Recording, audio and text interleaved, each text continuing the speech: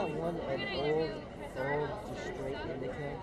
And I think it took me for a good 2 or 3 years of really being in a situation where I wasn't producing anything that I would feel was worthy of what my potential is.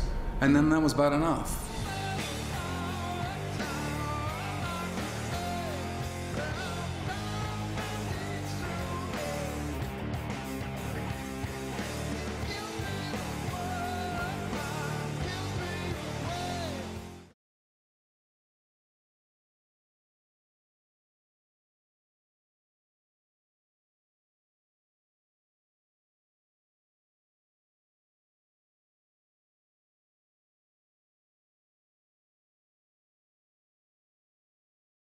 Chris Cornell's wife just blamed his death on an FDA-approved psychoactive drug.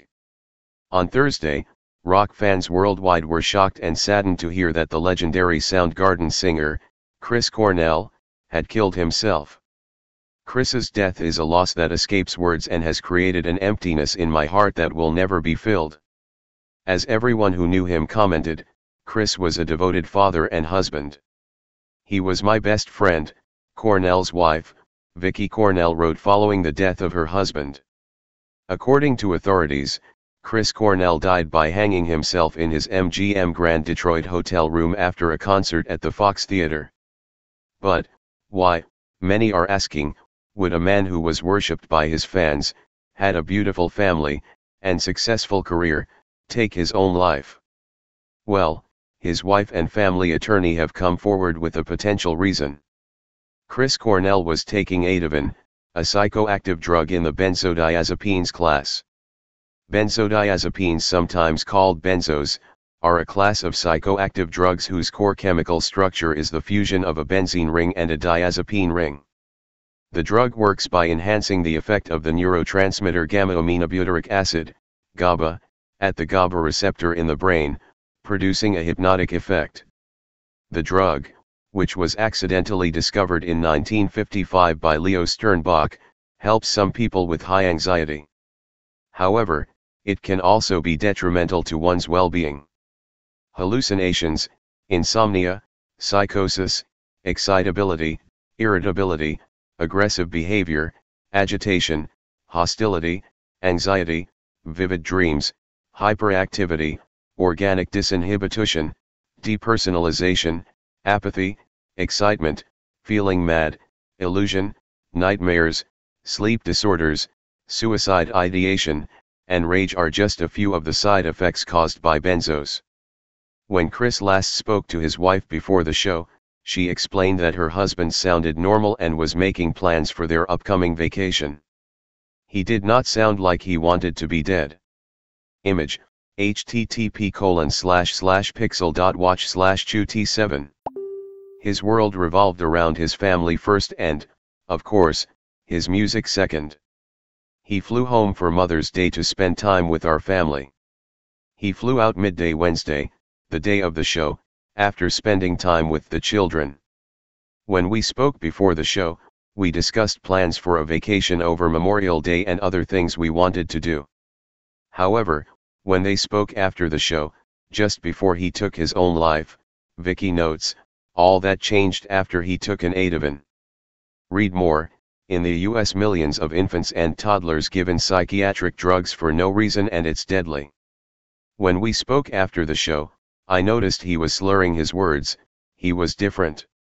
When he told me he may have taken an extra Ativan or two, I contacted security and asked that they check on him, she continued. What happened is inexplicable, and I am hopeful that further medical reports will provide additional details. I know that he loved our children and he would not hurt them by intentionally taking his own life. As Rolling Stone reports, an attorney for the Cornell family, Kirk Pasek, reiterated Vicky's belief that an extra dosage of Ativan, an anxiety medication often employed by recovering addicts, altered Chris Cornell's mental faculties after the Detroit show. Pasek added that the Cornell family is disturbed at inferences that Chris knowingly and intentionally took his life. Without the results of toxicology tests, We do not know what was going on with Chris or if any substances contributed to his demise, Kasey said. Chris, a recovering addict, had a prescription for Ativan and may have taken more Ativan than recommended dosages. The family believes that if Chris took his life, he did not know what he was doing, and that drugs or other substances may have affected his actions. Kasey added, as Rolling Stone reports, that side effects of Ativan include paranoid or suicidal thoughts, slurred speech, and impaired judgment. Vicky Cornell noted her husband's slurred speech following the Detroit concert in her statement. She added, the outpouring of love and support from his fans, friends, and family means so much more to us than anyone can know. Thank you for that, and for understanding how difficult this is for us. Cornell's fate is, unfortunately, not an isolated one. Last year, the suicide rate in the United States reached record levels, according to a federal analysis. Even more worrisome is a study from this year that shows an alarming rise in children being hospitalized with suicidal thoughts or actions. The study concluded that the number of children and adolescents admitted to children's hospitals for thoughts of suicide or self-harm more than doubled during the last decade. Read more. Millionaire techie mysteriously dies the day after dedicating his life to fight against the police. While this latest study stopped short of attempting to locate the cause for this spike in suicide, it is important to point out the elephant in the living room. There have been 150 studies in 17 countries on antidepressant-induced side effects. There have been 134 drug regulatory agency warnings from 11 countries and the EU warning about the dangerous side effects of antidepressants.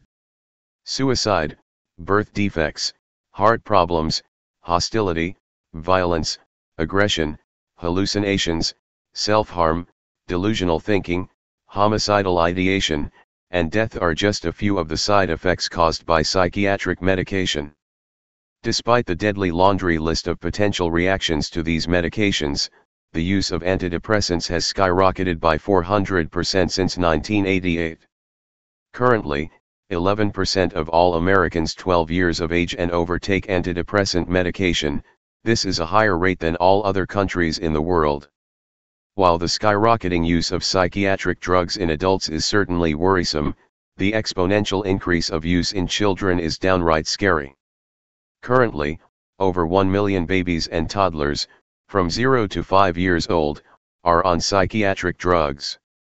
This massive number of prescriptions is in spite of the glaring lack of information showing the efficacy of such drugs on such young children. But starting them young does keep them on the pills as they get older. The number of kids taking psychiatric drugs quadruples once those children turn 6. There are currently over 4 million children ages 6 to 12 currently taking these drugs. Another 4.5 million kids, aged 0 to 17 are taking ADHD drugs and over 2 million children are on antidepressants.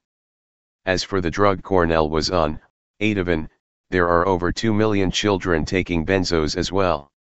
Aside from the known side effects, there are incidents of the drug companies deliberately falsifying the safety data and allowing a known dangerous drug to be given to children.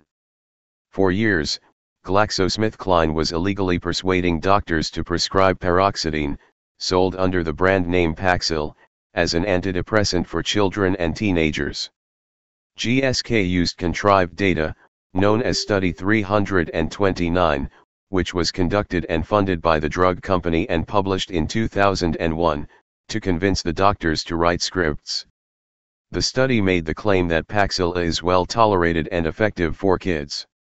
Their bolstered claims worked, and in 2002 alone, doctors wrote 2 million Paxil prescriptions for children and adolescents. Read more. Baton Rouge shooter had PTSD, prescribed multiple meds with side effects of homicidal thoughts. However, a study published in the British Medical Journal this year suggests that not only was Paxil ineffective but it was causing grave side effects such as self-harm and suicide. Let that sink in. Not only are doctors handing out psychoactive drugs like candy at the behest of their drug sales reps, but the drug manufacturers are lying about the dangers.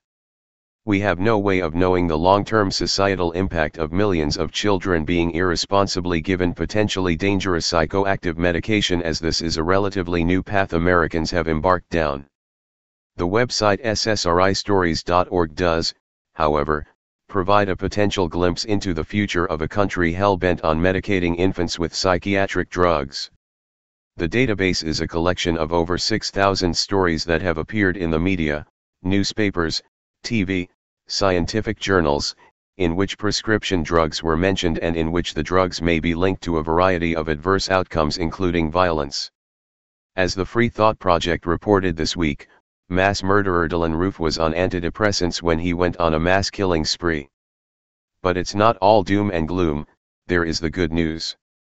All of this over-medication, all of the drugs being given to children, all of it is voluntary for now anyway.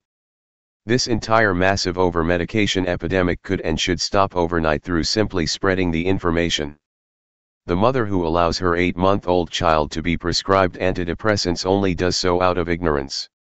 We can only better ourselves as humans and as individuals through seeking a lesser ignorance.